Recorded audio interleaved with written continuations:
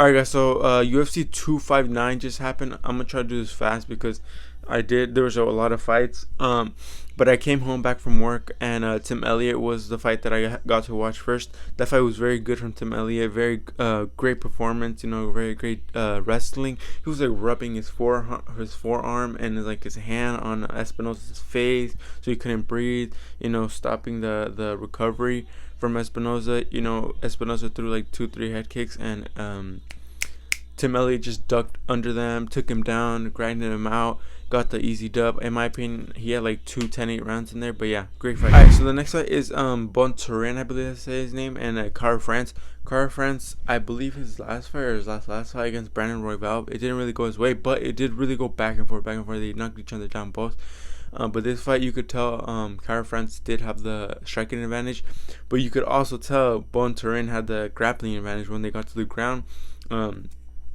He was in danger really bad. He had like 3 submissions or 2, but he got out. He kept fighting the hands, trying to pull it down. Didn't really panic. At one point, it did look like he panicked because he like just dumped him back on his back. And when that happens, you sink in the choke even more. But he got back up. Bontorin looked really tired, in my opinion, and he was, because Cara France just unloaded on him, knocked him down. It was a really weird sequence. Like, for a second, it looked like he didn't stop the fight, and then and the other second, it looked like it did stop the fight. I don't know, it was weird, but good performance by Cara. Alright, guys, and the next fight we got is Askar Askarov versus Joe Benavidez. And this fight, yes, we all knew Joe Benavidez was gonna, he's not in his prime, This is definitely his last fight in the UFC, but he was, in my opinion, he was never out of the fight, if that makes sense. Like, he was never largely outclassed, he was still picking his shots and was landing a bit here and there. But Askar Askarov has like this front lead, like teep in a way. He just flicks it out. Very good. And he also, like, with that, he would go up to the head, very good performance. He got a few takedowns. But yeah, in my opinion, just like Joe Benavidez never looked too outclassed, but did, fall short. It's a good fight. Alright guys, and now we have Kyler Sung. No. We have Sung versus Kyler Phillips. Kyler Phillips was fighting on the outside. Most of the fight was backing up, but had the most success with that. Both of them were going to the legs, back and forth. Sung has a really solid chin. He got cracked with like a head kick here and there. Just back and forth the whole fight. But in the second round, I believe Kyler Phillips got a takedown that secured in the round. The first round, back and forth, but I believed Kyler Phillips got the best of those exchanges. So yeah, round 1 and 2, I gave him to Kyler Phillips. More, technical, very smart with his choices. Round 4, it was again back and forth, very good fight. But I just believe Sung won the round because he did. Kyler Phillips did land a takedown, but Sung reversed it, won the round. But yeah, good fight. It was a decision win for Kyler Phillips. Good fight. Okay, guys, now we have Casey Kennedy versus Dominic Cruz. The last fight in the prelims, just alone knowing that Dominic Cruz is in the prelims, you know how good the card is going to be. But Casey Kennedy, yes, he had like a little bit of hype coming in saying how he was a very tough fighter. But we all know when Dominic Cruz gets his rhythm, he's one of the best fighters in the world. That is debatable. Against Cody Garbrandt, but that's, besides the point. But Casey Kennedy didn't really, round 1 and 2, really didn't really have anything to offer when it came to straight boxing. The first round, Dominic had the better of the exchanges. Second round, Casey Kennedy could not line for like his nothing. He just couldn't line nothing on Dominic Cruz, so he went to the legs. Very good success. But in the round 2, I believe round 2 and 3, Dominic Cruz got a takedown. It was back and forth the whole fight, but I think round 1 and 2, Dominic secured a takedown, which won in both of the rounds. I gave it 30-27, I believe. Yeah, 30-27 to Dominic Cruz decision. Very good win, very good fighter, and yeah. All right, now we have Alexander Rakic versus Diego Santos.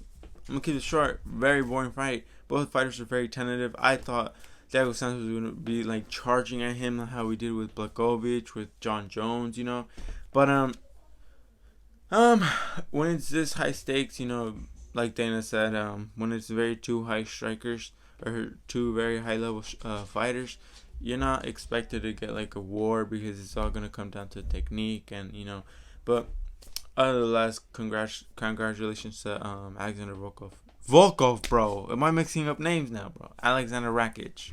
Okay, guys, and now we have Drew Dober versus Islam Makhachev. I can never say his name correctly. Makhachev. Islam Makhachev versus Drew Dober. Going into this fight, from seeing his last fight a long time ago, he's very like RDA. His straight is one of the fastest punches I've ever seen. RDA has a very underrated left, and I was like doing, because I have my notes for each fight. I keep notes of what happens, blah blah blah. So I was writing the notes from like getting ready, writing Islam and Drew Dober round one, just to have everything ready, And I didn't see the first takedown, but it was very early, controlling the rest of the round, I believe. Very good, just what a mauling. Second round again, just what a mauling. Shot in early, tripped him, and then got back up, pushed him to the cage, tripped him again. I mean, Khabib's whole crew, like their understanding of balance and like when they should trip you or when they should shoot, due to your balance, just amazing, bro. Like DC has even said Islam, when it comes to straight wrestling, is better than Khabib. So the lightweight division looks to have a bright future in basically another Khabib in a way. But yeah, great performance by Islam. Got the submission win. What was it? Armbar? Or I can't remember. Wait, hold on. It was I think it was an armbar. I'm not too sure. I can't remember correctly. It was a submission win. Great performance. Very funny guy. He wants to fight Tony. I see that fight going Islam's way too. So good fight. Okay, guys, this is gonna be a little longer clip. Let's get right into it. Petr Yan versus Aljamain Sterling, right? Off the bat, I even told my cousins this fight's gonna be crazy. With the boxing of Petr Yan and the wrestling and just the pressure of Aljamain, right off the bat, Aljamain Sterling was the one pressuring, yes, and he was winning the round, in my opinion. Backing him up. I think he landed like a knee. But the thing is, Yan knocked him down the first round, so I gave it a 10-8 because obviously Aljo didn't really knock him down, so. And Petr landed a beautiful kick to like wobble Aljamain. He like flipped, I don't know, but very great round towards the end. Second round, Aljo just pressure. He's very like weird, like in a way, like he moves like he was very weird, but he walks forward and punches. And he shot a lot of times, had Yan on the fence. I believe in the second, Aljo landed a takedown, which completely secured him the round. I got a 10-8. No, 10-8, 10-9. And the third round, Yan was rising up as Aljo was slowing down. And it was going completely Yan's way. You could tell Aljo was very tired. Yan was just picking up the pace. And there was times when Aljo would shoot in the middle, but literally Yan would like, okay, so Aljo would be on all fours, and then Yan would be on top, and Yan would just like press his head down, and then he would like try to punch him, like he would press his head down, and then he was like, that type of sequence happened again. But in this case, Petr Yan literally needs a flip out of Aljamain. And we're not gonna hate on Aljamain for taking the route, because this has happened before with Diego Sanchez and the Brazilian guy. I can't remember the name, but I'm gonna try to keep this fast. They're gonna get disqualified if you can't continue. That doesn't take away nothing from Aljamain's toughness, because that was a bad knee. That was a really bad knee. So we can't say, oh, he faked it. That was a really bad knee. And obviously he said that he didn't want to win the belt this way, blah blah. But I mean, it's just stupid by Petr Yan. Like, that's such an obvious illegal move, bro. Like, that's so dangerous. Like soccer kicks on the bottom when you have your opponent grounded. You just never do that, But oh well, they're gonna probably rematch. I see Petr winning, but yeah. Alright. And now let's cheer things up with the greatest of all time, one of my favorite fighters. Like, she's just such an amazing fighter, very humble person. Amanda Nunes versus Megan Anderson. Right off the bat, something told me that Megan Anderson was gonna knock out Amanda, because I wasn't basing it off skill set, because I knew Amanda was animal. I was simply basing it off Amanda's newborn child, and this has happened before, where like I think it was Connor. He got his new baby, and like, I don't know, but it is possible to get distracted, and I thought that was gonna happen. Wow, did she prove it? Like I said again, I didn't doubt her due to the skill set, but just because of her personal life. But cracked her right away, had her wobbly. Megan Anderson was backing up. You could tell she was hurt.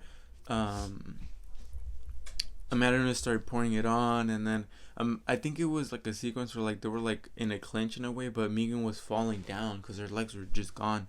And then they were hammering away. Amanda Nunes, she had the neck for a bit, and then she transitioned to an armbar, and then it was like a triangle with her legs. It was weird, but submitted her. It was an arm triangle, but like with her legs. Very good performance, Amanda Nunes. I want to see what she's gonna do after this. Probably fight that Mexican chick. I can't remember, but great fight. What a fighter. Alright, guys. Now let's get to Izzy versus Blachowicz.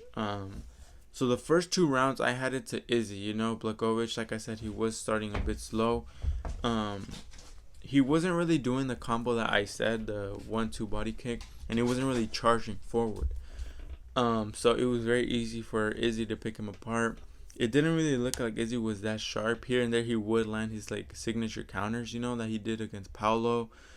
You could tell he was like moving to the side so he could, counter him. But the whole fight he just didn't really look that sharp. Didn't really look that fast in my opinion. Round 3 and 4, I had it to Jan because he did secure a takedown in both of them. Controlled them for a very long time. But my thing is that I never once had a 10-8. The judges had 4-1 to Jan. So they're saying Izzy just won 1 round and Jan won all 4. Like, that makes no sense. And they had like a couple 10-8s. Like, I never once scored at a 10-8, the 4th round, I believe, I'm not too sure, Izzy was winning the round. But he got the takedown. Jan got the takedown and controlled him for the rest of the round. So that won him the round, It was very controlling, very dominant.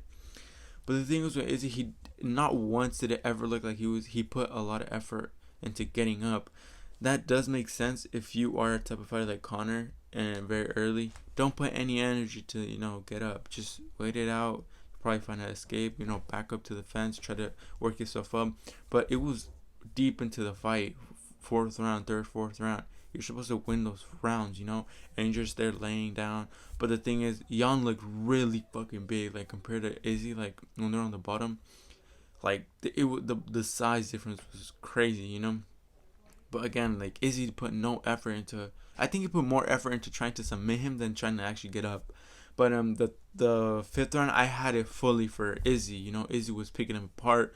Jan was looking to like slow down a bit. But again, just a silly mistake from a champion, bro. Like, there was this moment where like he was very awkward. He was like throwing his shots like he throws his left like that, like instead of but he kind of throws his shots like his left like that, like he flicks it up. He threw it and he's like all wobbly.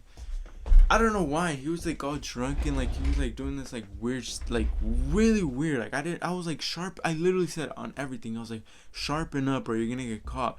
What happens next? He gets taken down. It was early in the round. Like it was like 3 minutes. No, like 2 minutes in. 2 minutes into the round, he got controlled for 3 minutes. Just won Jan the round. I had it 2-2 going to the 5th round. I lost him the fight. Just a silly mistake, bro. Like, so stupid, bro. But he's gonna go down to 185. Let's see how Whitaker versus Paulo plays out. I see Izzy beating those 2 guys, but just wasn't the night for Izzy, But good fight all around. Like I told my cousins, we only get these type of cars like every what 3 years, 3 or 4 years. Like when was the last time this happened? Like Madison Square Garden. When Connor won the two belts. I'm not too sure. Oh no.